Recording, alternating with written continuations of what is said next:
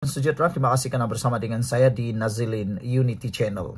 Hari ini kita digemparkan dengan berita Ketua Polis Dangwangi cedera apabila sekumpulan orang yang bertindak seperti Samsing ganas telah pun mencederakan beliau.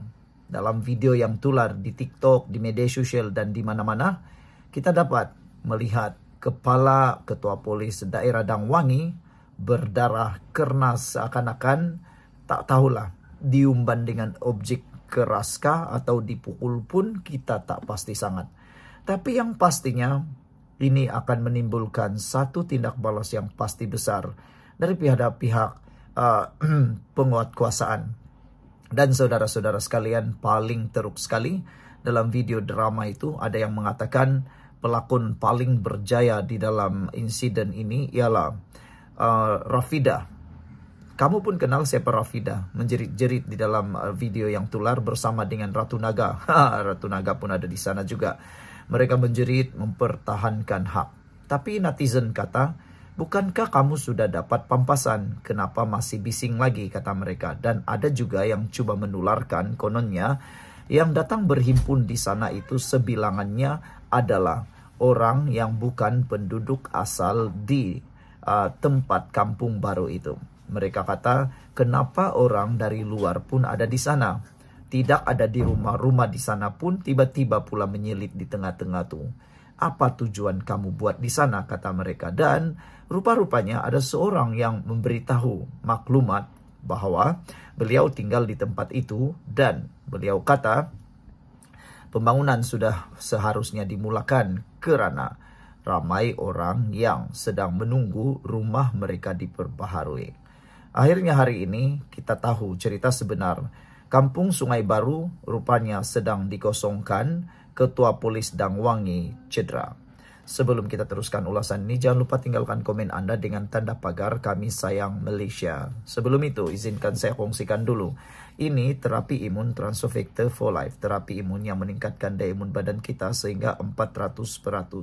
Secara umum dan ringkasnya, apabila imun badan kita lemah, apabila imun badan kita jadi bodoh, apabila imun badan kita tidak bertindak lagi kuat dan bijaksana, serta seimbang, kita kena penyakit dan sukar sembuh daripada penyakit. Tetapi dengan terapi imun ini, ia mengajar, mendidik, dan menguatkan imun badan kita.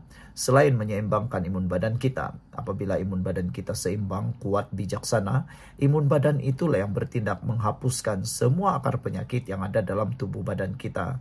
Apabila akar penyakit dihapuskan, kita sembuh daripada semua jenis penyakit. Cepat dapatkan produk yang hebat ini melalui nombor telepon saya yang tertera. Ingat, produk ini lulus KKM, halal, diperakui oleh dokter-dokter di seluruh dunia, dan juga penemuan paling bersejarah dalam dunia kedokteran abad ini. Kalau Anda sudah berdoa bertahun-tahun untuk masalah kesehatan Anda, mungkin ini jawaban yang Tuhan hantar untuk Anda hari ini.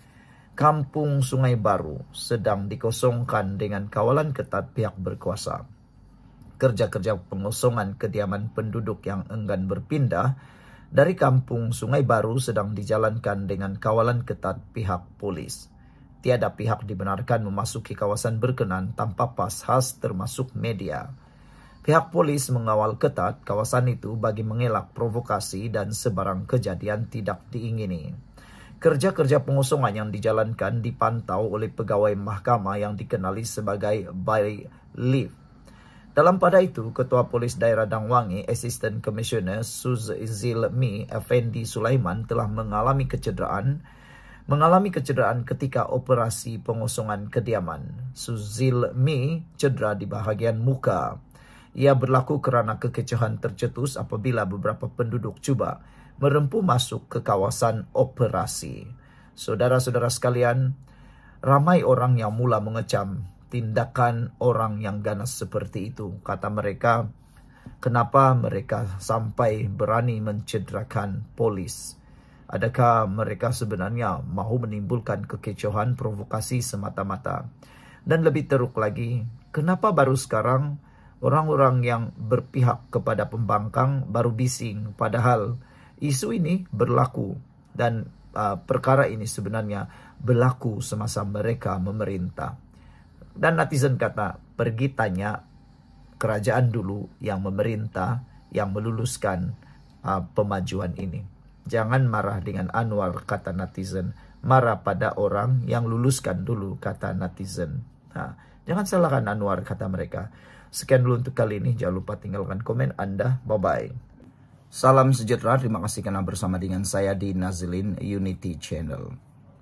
Menantu Muhyiddin sudah hilang sejak 2023. Begitu lama. Ada yang menyatakan mustahil Muhyiddin tidak tahu di mana keberadaannya. Persoalan itu kekal tersembunyi, kekal tiada jawaban. Tapi Anda pasti dapat meneka apa sebenarnya yang berlaku. Apa yang sebenarnya menakutkan menantu Muhyiddin sehingga dia menghilangkan diri selama lebih kurang 2 tahun ini? Apa yang disembunyikan menantu Muhyiddin? Rupanya ini yang mungkin dia tahu atau miliki. Saudara-saudara sekalian, nama menantu Muhyiddin sekali lagi jadi bualan rakyat apabila semalam SPRM memberitahu, mendedahkan lokasi menantu Muhyiddin tersebut. Dikatakan oleh SPRM bahwa mungkin menantu Muhyiddin berada di Timur Tengah. Kenapa di Timur Tengah? Saya pun tak tahu. Kenapa dia pilih Timur Tengah? Kita pun tidak tahu. Mungkinkah di sana ada tempat yang sedang melindungi beliau? Nama menantu Muhyiddin Yassin ialah Muhammad Adlan Berhan. Individu yang dikaitkan dengan proyek ratusan juta. Hilang entah kemana. Persoalan besar sudah mula lama timbul. Apa sebenarnya yang dia sembunyikan? Atau lebih berbahaya lagi, apa yang dia tahu dan apa yang dia miliki yang mungkin boleh mengguncangkan politik Malaysia atau boleh meranapkan perikatan nasional. Sebelum kita teruskan ulasan ini, jangan lupa tinggalkan komen Anda dengan tanda pagar Kami Sayang Malaysia. Izinkan dulu saya berkongsi kepada Anda semua. Ini terapi imun Transfer Factor for Life, terapi imun yang meningkatkan daya imun badan kita sehingga 400% secara umum dan ringkasnya. Apabila imun badan kita lemah, apabila imun badan kita jadi bodoh, apabila imun badan kita tidak seimbang, kita kena penyakit dan kita tidak sembuh daripada semua jenis penyakit. Karena imun badan yang lemah tidak dapat menghapuskan penyakit dalam tubuh badan kita, lalu penyakit itu berakar di dalam tubuh badan kita.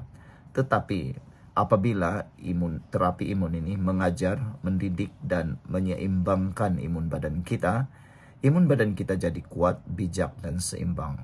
Apabila imun badan kita jadi kuat, bijak dan seimbang, kita sembuh daripada semua penyakit karena imun badan itulah yang menghapuskan semua akar penyakit yang tersembunyi di dalam tubuh badan kita. Cepat dapatkan produk yang hebat ini melalui nombor telepon saya yang tertera. Produk ini lulus KKM halal, diperakui oleh dokter-dokter di seluruh dunia dan adalah penemuan paling bersejarah dalam dunia kedokteran. Cepat dapatkannya, jangan tunggu-tunggu. Saudara mungkin sudah lama berdoa untuk masalah kesehatan Anda. Mungkin ini jawaban yang Tuhan hantar kepada Anda semua. Saudara-saudara sekalian, SPRM sudah lama sahkan mereka siasat case project biometrik. Pekerja asing, nilai proyek bukan kecil, ratusan juta melibatkan keselamatan negara. Pada Mei tahun 2023, Adlan dilaporkan ke luar negara. Sampai hari ini belum balik. Interpol pun sudah diminta kesan. Tapi peliknya individu sebesar ini hilang tanpa jejak. Soalan besarnya ialah kenapa dia lari?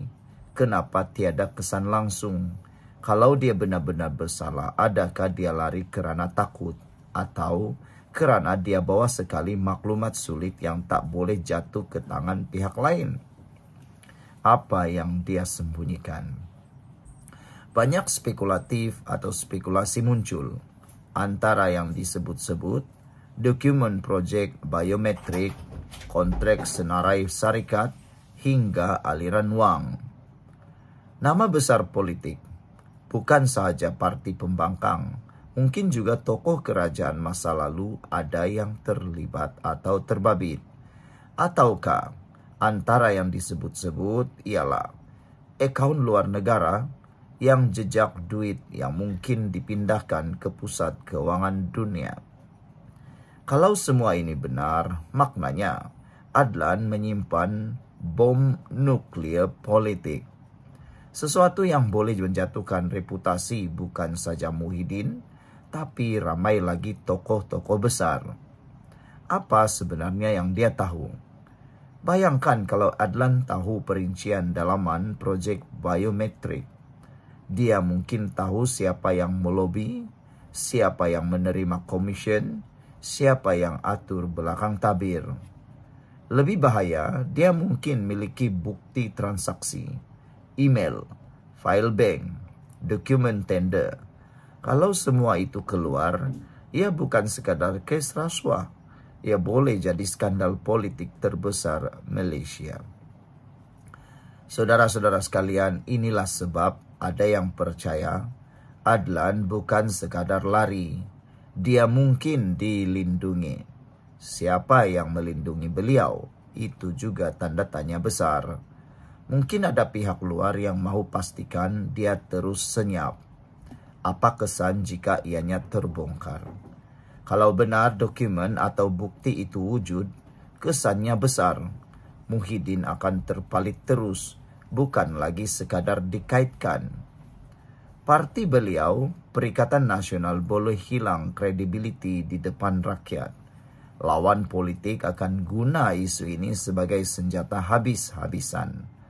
Tapi di sisi lain, kalau dia kembali dengan rundingan, mungkin ada deal politik, rundingan politik untuk melindungi orang tertentu. Dan ini yang rakyat paling bimbang, kalau kebenaran dikorbankan demi kuasa. Sebagai penutupnya, saudara-saudara sekalian, jadi apa sebenarnya yang disembunyikan menantu Muhyiddin? Adakah itu dokumen sulit, bukti transaksi, atau rahasia yang boleh goncang Putrajaya? Satu yang pasti, selagi dia belum muncul, persoalan ini akan terus menghantui politik Malaysia. Rakyat sebenarnya sedang menunggu. Adakah kebenaran akhirnya akan terbongkar? Atau semuanya akan kekal rahasia di tangan seorang menantu? Kamu semua sudah menilai sendiri, sudah mendengar sendiri, sudah memahami sendiri. Oleh itu jangan lupa komen, like, share, dan subscribe. Sebab di channel ini kita tidak akan berhenti bongkar isu-isu panas yang cuba disembunyikan daripada rakyat. Sebelum kita berpisah, jangan lupa tinggalkan komen Anda dengan tanda pagar Kami Sayang Malaysia. Kita jumpa lagi. Bye-bye.